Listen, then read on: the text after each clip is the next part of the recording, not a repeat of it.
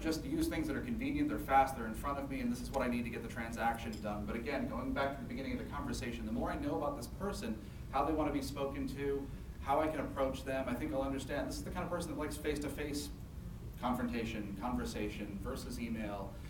Understanding the options that you've got and using the right form of communication for any circumstance. That's what I just said.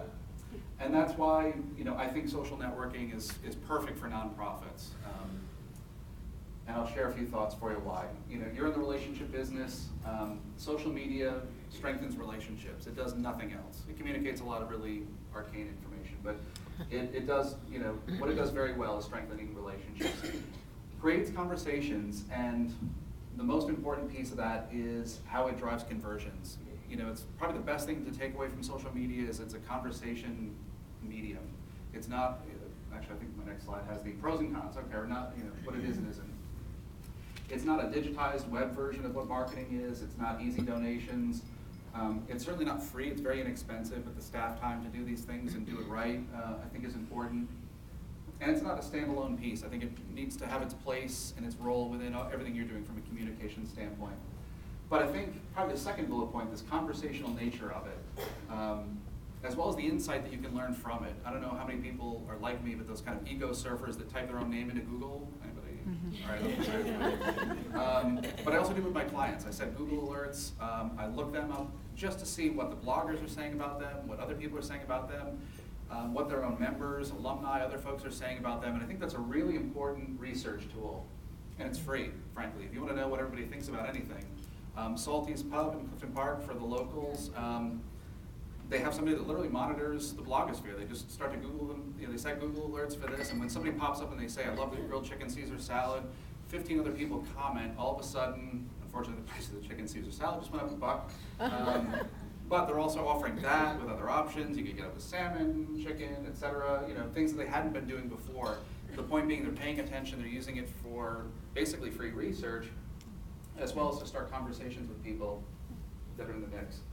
Unfortunately, this process starts with somebody saying, we really need a good Facebook page. Anybody heard that within their organizations? We need to get more involved in social media. We should start Twitter. We should start tweeting about these kind of things. And unfortunately, that's how the process begins.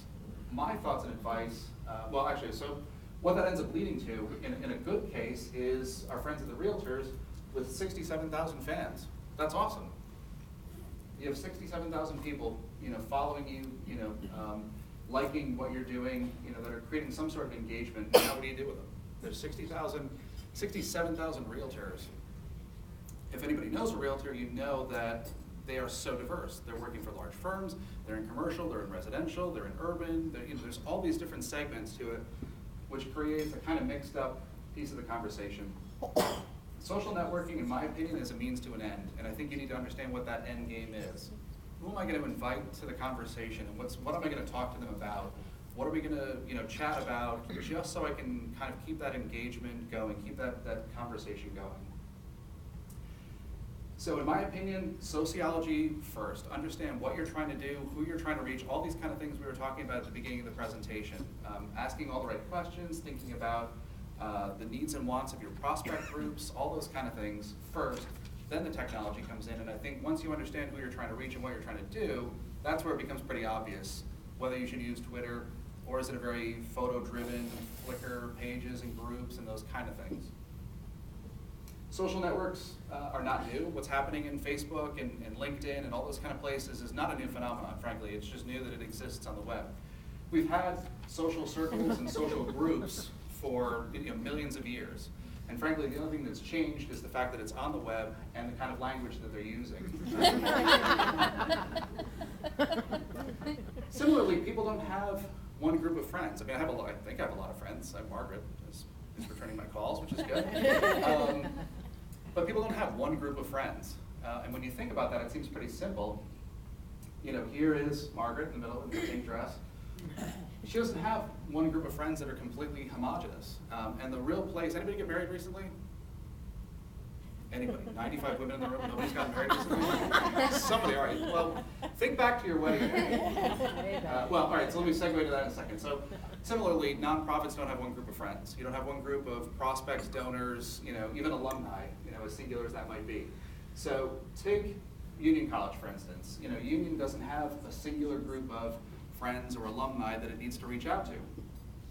And this is a wedding chart, one of those, and the reason I asked if anybody got married, that's one of those awkward moments in life where every facet of your life comes crashing together. And I mean crashing, I choose that word perfectly, because you've got that uncomfortable, awkward mix of friends from high school, friends from college, the friends from work. You've got all of the band and priest and everybody at that table. You've got your family.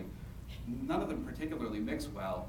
And you have to create this sort of seating chart that says, all right, I'm going to keep these folks separate from these folks. These will mix well together, these won't mix well together. And when I go around for that photo, you remember on your wedding night you had the photo of everybody at the table? The conversation I'm going to have at this table is going to be dramatically different from the conversation I'm going to have at that table. And that's, I think, what's missing from social media right now. Staying on the Union example, one of their peers, Harvard, has 146,000 fans on a website. It's spectacular. But again, what are you doing with it? Well, we'll put up a thing about Explore Harvard. I have a Adobe little laser here. So we'll put up some of these kind of things. We'll put up some photos and that kind of stuff. 146,000 people. And this is Harvard. These are smart people. And this is recent. I took a screenshot of this a couple days ago. Haven't figured out, how to segment those conversations a bit. So going back to that sort of, actually it's this exact room. You've got the table of everybody that's all sitting in different places, representing different facets of your life.